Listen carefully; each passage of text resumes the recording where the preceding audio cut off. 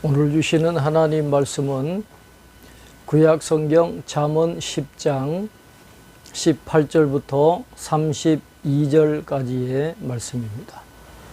오늘부터 잠언의 말씀을 함께 묵상하겠습니다. 잠언 1장부터 9장까지 말씀에서 교훈을 받은 아들은 어떤 삶을 살아가야 할 것인지를 금원으로 말해 놓은 것이 잠언 10장 1절부터 22장 16절까지의 말씀입니다. 그 가운데 먼저 10장부터 15장까지 말씀에서는 지혜 또는 지혜로운 삶이 무엇인가가 중심적인 관심사라는 것을 알 수 있습니다. 미움을 감추는 자는 거짓된 입술을 가진 자요, 중상하는 자는 미련한 자이니라. 말이 많으면 허물을 면하기 어려우나 그 입술을 제어하는 자는 지혜가 있느니라. 의인의 혀는 순은과 같거니와 악인의 마음은 가치가 적으니라 라고 말씀합니다. 말에 관한 4개의 금언이 나오고 있습니다. 미움을 숨기고 교원 영색하는, 즉 말을 교모히 하고 얼굴빛을 좋게 꾸며서 아첨하는 진심이 담기지 않은 말을 하는 것이나 그 미움을 비방으로 드러내는 것 모두 악한 일이라고 말씀합니다. 말은 절제하는 것이 가장 잘 쓰는 것이라고 했고, 말의 가치는 그것을 쓰는 사람이 누구냐에 따라 달려 있다라고 말씀을 하고 있습니다. 신약성경 야고보서에 의하면 혀는 지극히 길들이기 어려운 몸의 지체라고 말씀을 하고 있습니다.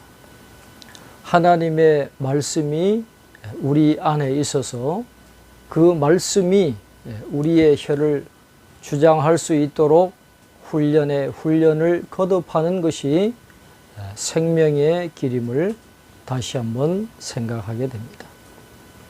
의인의 입술은 여러 사람을 교육하나 미련한 자는 지식이 없어 죽느니라 라고 했습니다. 여기서 의인과 악인이 대조되고 있는 것이 아니라 의인과 미련한 자가 대조되고 있다는 것에 주목을 해야 합니다. 지혜자와 미련한 자가 대조되어야 할 텐데 의인과 미련한 자가 대조되고 있음을 통해서 잠언이 의인을 지혜자와 동일시하고 악인을 미련한 자와 동일시하고 있다는 것을 알 수 있게 됩니다. 미련한 자는 의인의 가르침을 받지 않아서 결국 망하게 된다는 교훈을 주고 있습니다. 여호와께서 주시는 복은 사람을 부하게 하고 근심을 겸하여 주지 아니하시느니라 라고 했습니다. 잠언은 이처럼 지상에서의 부귀와 영화를 망설임 없이 긍정하고 있습니다. 여호와의 축복은 순수하며 불순물이 없다라는 것을 강조하고 있습니다. 미련한 자는 행악으로 낙을 삼는 것 같이 명철한 자는 지혜로 낙을 삼느니라 라고 했습니다. 지혜자는 지혜로운 행위를 즐거워하기 때문에 지혜자이고, 미련한 자는 어리석은 행위, 즉 행악을 즐거워함으로 미련한 자가 된다라는 것입니다. 악인에게는 그의 두려워하는 것이 임하거니와 의인은 그 원하는 것이 이루어지느니라. 회오리 바람이 지나가면 악인은 없어져도 의인은 영원한 기초 같으니라 라고 말씀하고 있습니다. 이 두 절 말씀은 잠언의 기본 사상이라고 할 수 있는 보응의 원리에 대해서 잘 설명해 주고 있습니다. 의인과 악인은 순조로울 때에는 잘 구분이 되지 않습니다. 그러나 환난이 지나가고 나면 그 운명이 확연히 구별되는데 오직 의인만이 영원한 터를 확보하게 된다고 말씀하고 있습니다.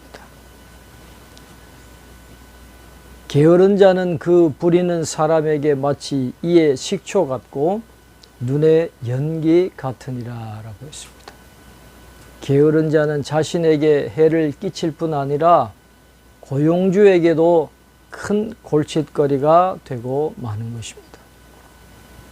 반대로 충성된 일꾼은 주인의 마음을 유쾌하게 하기 마련입니다.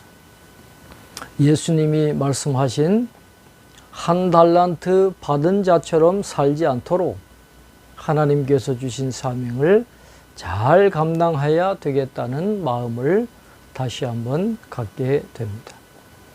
여호와를 경외하면 장수하느니라. 그러나 악인의 수명은 짧아지느니라. 의인의 소망은 즐거움을 이루어도 악인의 소망은 끊어지느니라.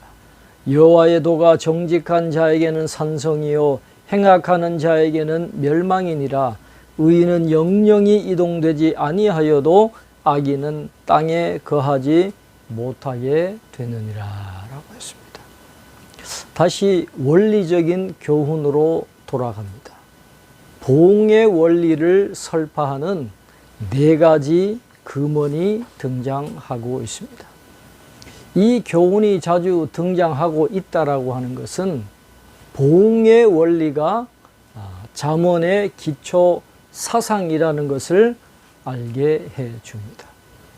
의인은 보응하시는 하나님으로부터 장수의 복을 받는다고 했고 소원하는 바가 이루어지는 복을 받는다고 했고 하나님이 힘과 피난처가 되어주시는 복을 받고 땅을 기업으로 차지하게 되는 복을 받게 된다고 말씀합니다.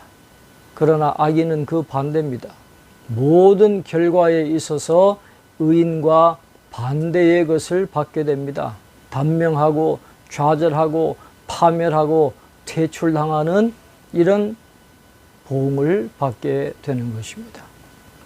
27절은 의 대신에 여호와 경외가 자리 잡고 있음을 주목해야 합니다. 잠언이 여호와 경외를 의 또는 지혜와 동일시하고 있음을 암시해 주는 말씀입니다. 의인의 입은 지혜를 내어도 패역한 허는 배임을 당할 것이니라. 의인의 입술은 기쁘게 할 것을 알거늘 악인의 입은 패역을 말하느니라 라고 했습니다. 마지막으로 말에 대한 금언이 등장합니다. 의인의 입은 항상 지혜롭고 호감이 가는 말을 내는데 악인의 입에서는 뒤틀린 패역한 말이 나옵니다. 31절과 32절의 단어 사용을 보면 의인의 언어 습관을 묘사하는 단어에는 변화를 주고 있음을 볼 수 있습니다. 지혜를 내어도 라고 했고 바꾸어서 기쁘게 할 것을 알거늘 그랬습니다. 그러나 악인의 언어 습관과 관련해서는 변화를 주지 않고 같은 단어인 패역이라는 단어를 반복하고 있는 것을 볼 수 있습니다. 이것이 주는 효과는 악인의 말에 대한 깊은 부정적인 인상을 갖게 하는 것입니다. 오늘 이 말씀을 통해서 보면 의인과 악인의 삶의 결론은 너무도 명확합니다. 여호와를 경외함으로 지혜를 얻어서 보응하시는 하나님께 은혜와 복을 받을 수 있도록 그 마음의 지혜를 우리의 삶으로 실천해 나갈 수 있는 저와 여러분 되시기를 주님의 이름으로 축원합니다. 기도하겠습니다. 하나님 아버지, 잠언의 말씀을 묵상하면서 우리가 지혜를 얻게 하시고 또 그 마음의 지혜를 삶 속에 실천함으로 말미암아 응보하시는 하나님이 약속하신 의인에게 내리시는 놀라운 복을 받아 누리는 저희들 다 되게 축복해 주시옵소서. 말을 강조하고 있습니다. 악인의 말을 하는 것이 아니라 의인의 말을 할 수 있도록 우리 마음에 지혜를 주시고 늘 하나님의 말씀을 가까이 하고 그 하나님의 말씀이 우리 마음 중심에 있어서 하나님이 기뻐하시는 아름다운 말의 열매를 맺는 저희들 다 될 수 있도록 축복해 주시옵소서. 감사없고 예수님 이름으로 기도하옵나이다. 아멘.